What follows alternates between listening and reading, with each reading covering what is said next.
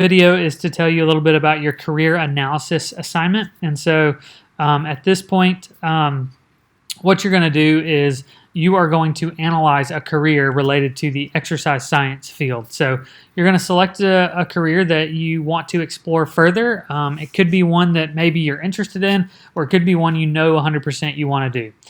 This is very open. I've had students in the past look at being medical doctors, physical therapist, occupational therapist. I've had people look at what it takes to be a personal trainer and kind of own their own business. I've had people look at working in senior living communities to working in wellness, corporate wellness, so like a facility that does wellness for employees. Really across the board, there are lots of things that can be a career in the world of kind of this exercise science, even nutritionists, registered dietitians. There's endless opportunities. So you're going to pick a career that interests you, kind of the reason maybe you're looking at this particular course and this particular pathway in life. And you're going to analyze that career. You're going to look at it and maybe determine if it's right for you or not.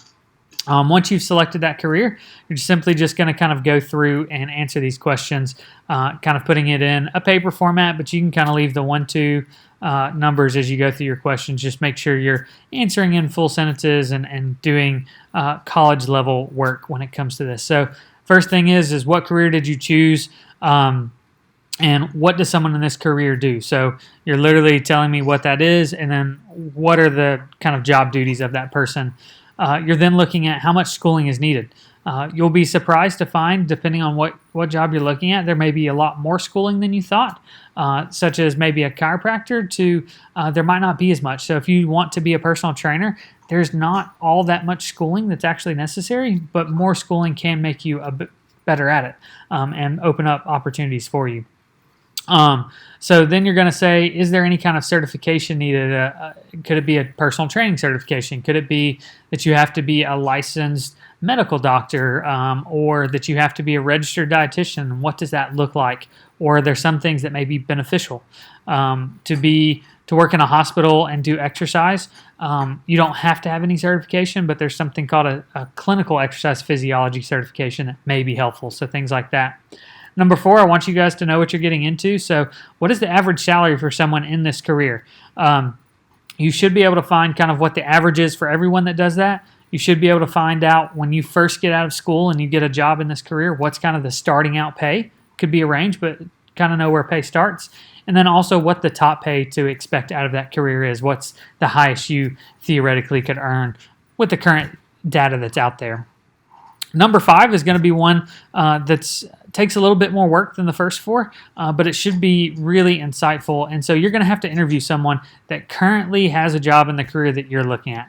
And you're just going to ask them some basic questions. By all means, ask them more than this. Ask them the questions that you really have, and please add those. In this, that's really good stuff to know. But, I want their name, what's their title, where do they work? Ask them how long have they been doing this career, how long have they been working in it? What did it take them to get into this career? So kind of that schooling aspect. What did it take them? Did they have to observe? What kind of schooling did they have to go to? What other things did they have to do? Then ask them what an average day for that person is like. This gives you a lot of insight with someone who's actually in it. What do they do on a day-to-day basis? Is it something that interests you? And then finally, ask them what advice they would give you if you chose to pursue this career. So what are some pointers they could give you? Can be really good. And then finally, part number 6 is after you've kind of done all this investigation and you kind of have a grasp on this career, you're going to make a detailed plan for what you need to do to accomplish to be able to obtain a job in this career. So when you look at it, you may go through all this and realize it's not the career for you, but you're already committed to it, so you're going to make a plan as if you were going to get this career. Go for this job, go for this career, what is it going to take? And so this plan should include a general timeline. It doesn't have to be the most specific. It could be kind of, 6 months from now, a year from now, 2 years from now, that type of thing, the things you want to accomplish. One thing you do have to do and be really specific on is you've got to include all the courses you're going to take for the next 2 semesters. So that shouldn't be too hard. You have advisors that you have access to that can help you work through this. It's really good to go talk to them and work on these. They can help you look at what that looks like. You can do it for longer than 2 semesters, but you have to include what is the 2 semesters look like. What do the next 2 semesters for me look like as far as coursework goes, and what are the things I need to accomplish? Make sure you list when you might want to take any kind of exam if you're going to graduate school. Or when you would apply to graduate school, what does it look like, or when should you do an internship or job shadowing experience, or maybe you have to do all of these things. Your plan doesn't have a required how far you have to go, but it's how far or how long is it going to take you to get the qualifications to meet that job.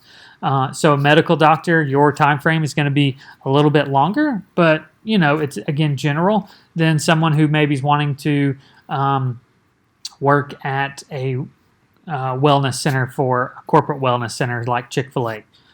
Theirs is going to look a little shorter to get there, but could have just as many steps in it as well.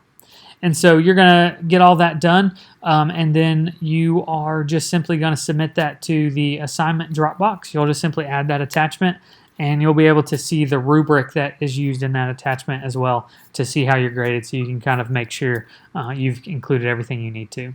If you have any questions, please reach out and let me know. Other than that, you guys have a great day.